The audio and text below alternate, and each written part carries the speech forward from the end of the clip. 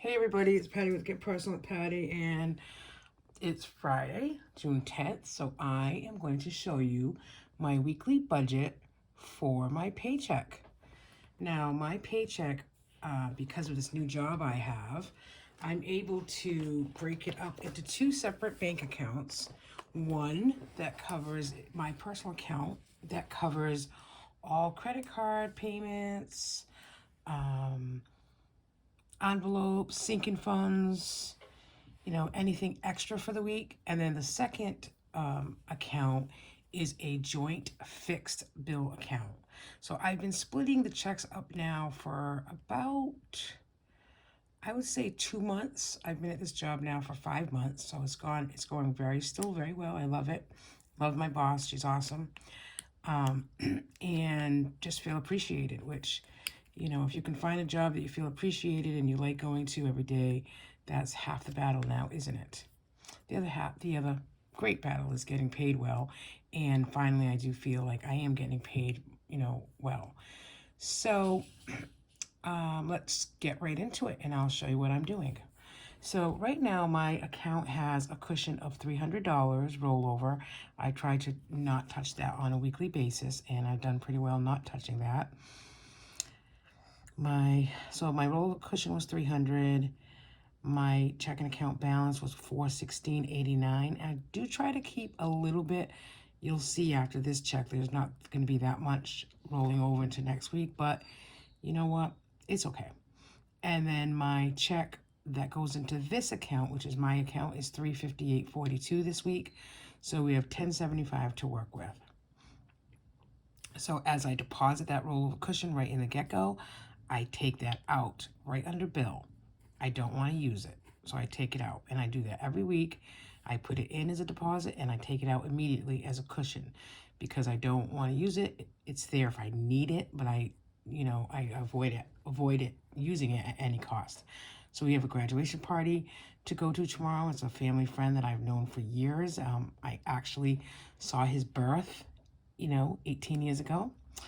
So it's a very good friend, family. And so we're giving him $100 bill for his graduation. So I put that here. So see, something like that is extra in our budget, and I'm happy that I can go ahead and do that for him. I have a credit card payment due on the 15th of $110 minimum. Right now, we're just paying the minimum on our credit cards. I talked about it briefly in a previous video, but we're looking at getting a equity loan because of the market right now in our house.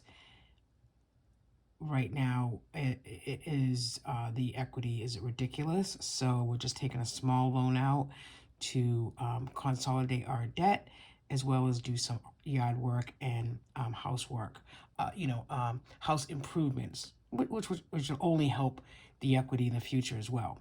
So right now we're just sticking with the minimum credit card payment, so that's $110. And then we had a plumbing issue, and our friend came over yesterday to fix it, and so we gave him $25. That's being taken out of here as well. So to add up that 300, 400, 510, 510 plus 25, so this should be 535. So that's 535 minus 1075, 34, leaves 540.35. 540. Okay, so we're not going to do mint groceries like as far as at the store. We might need some half and half, and I do want to get some bananas. So I did a Misfits market. So I budgeted $40 for this week.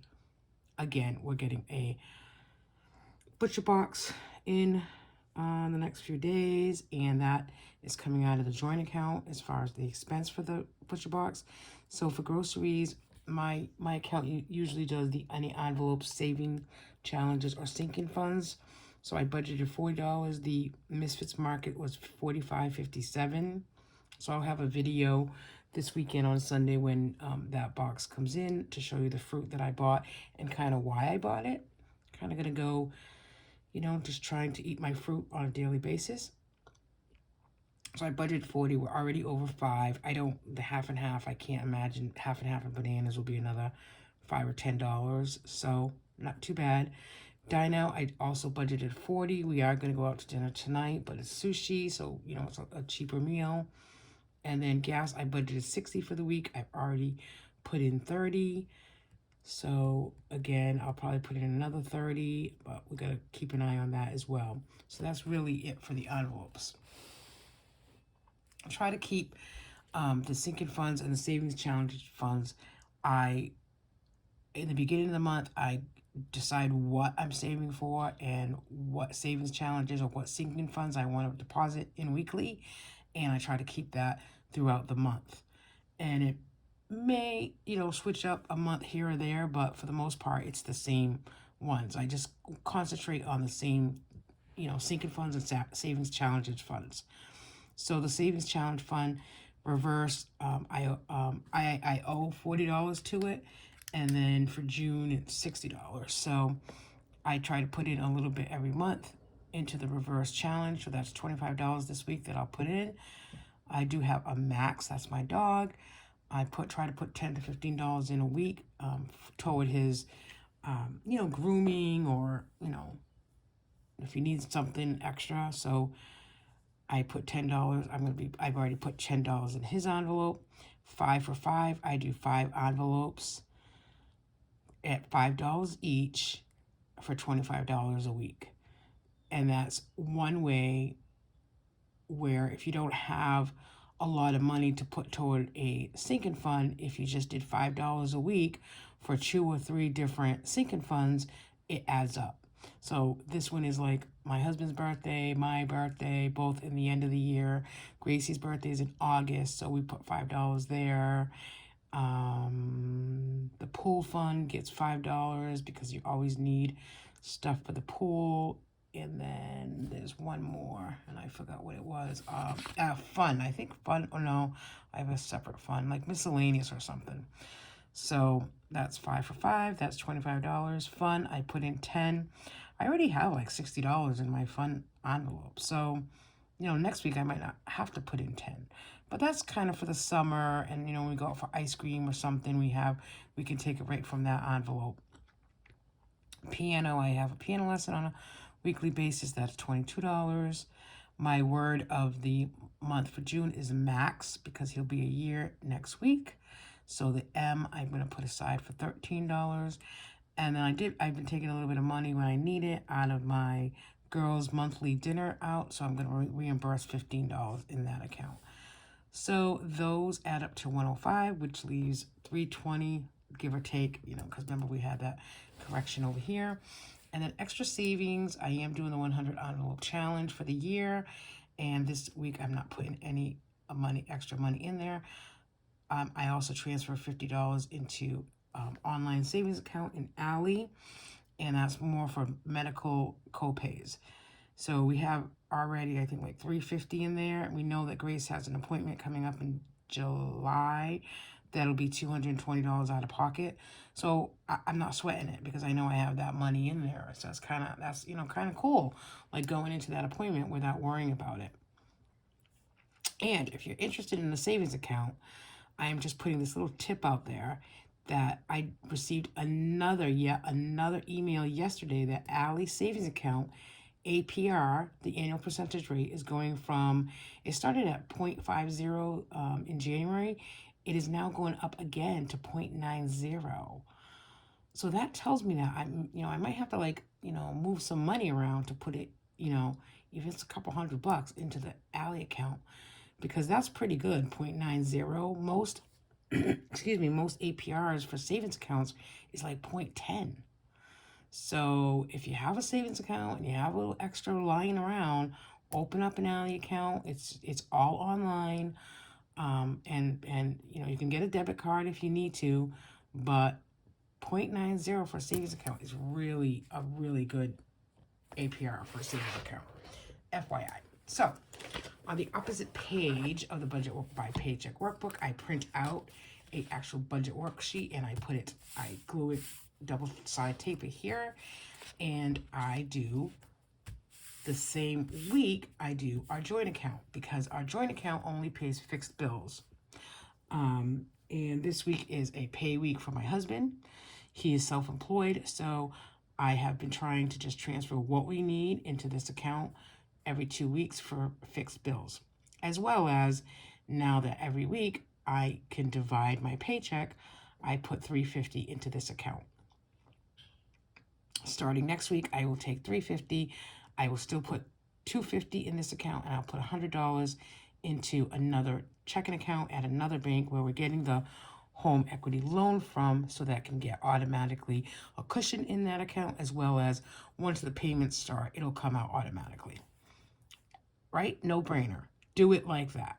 If you can divide your money up, if you can divide accounts, I read a lot of things on the Budget Mom groups and see a lot of people, who say, oh, my husband spends, is crazy spending money. What can I do? How can I help? This is what you can do.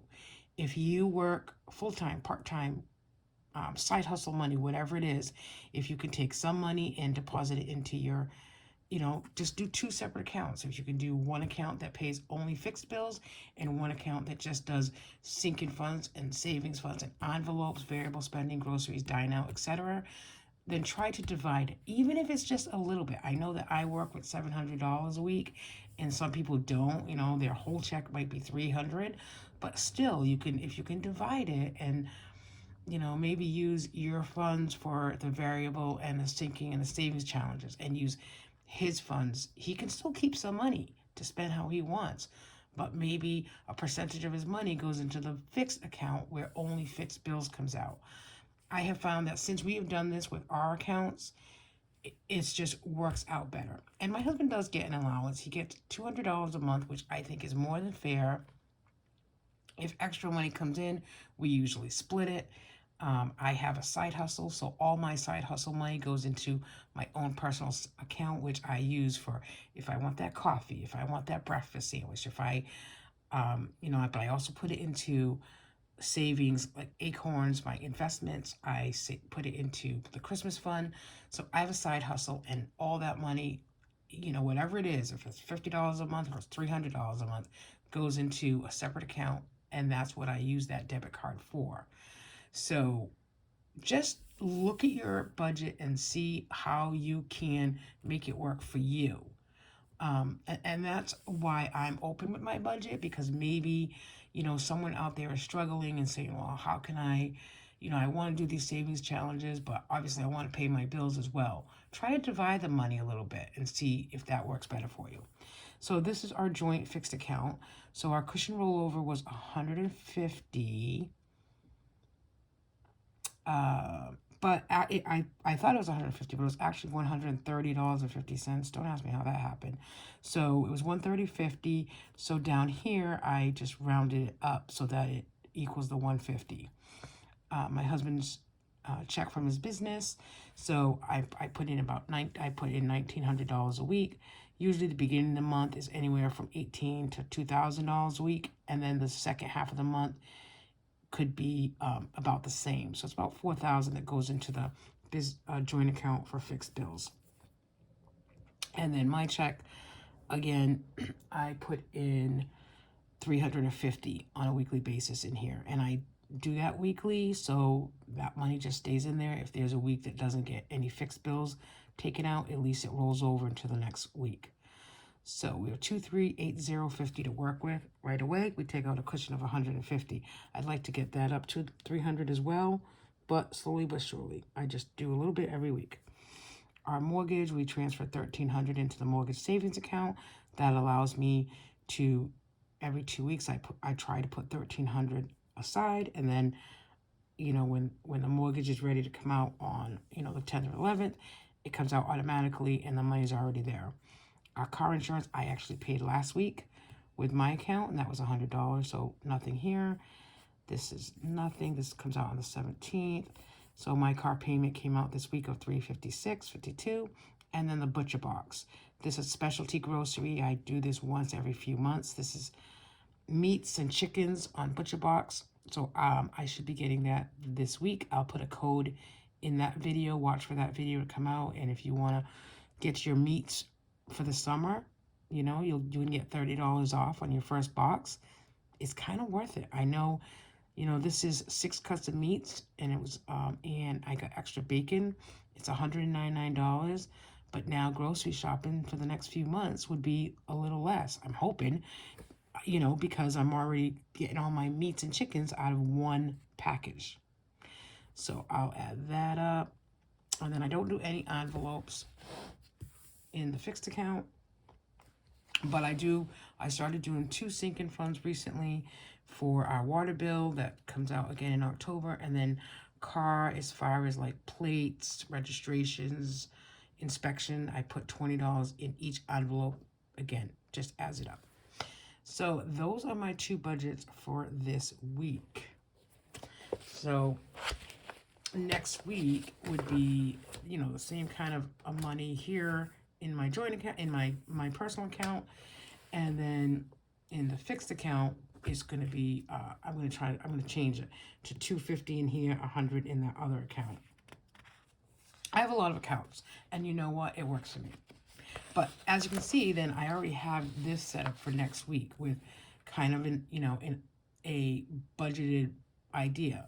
So I have my 617, I have my little cushion, checking account balance, and then my G&G, which is my employer. And then I have already my cushion rolled over. And then next week, I'm going to pay gas, utility. I want to pay 140. So I already have it kind of lined up, so I know what's coming out, as well as, you know, what's being projected, I guess.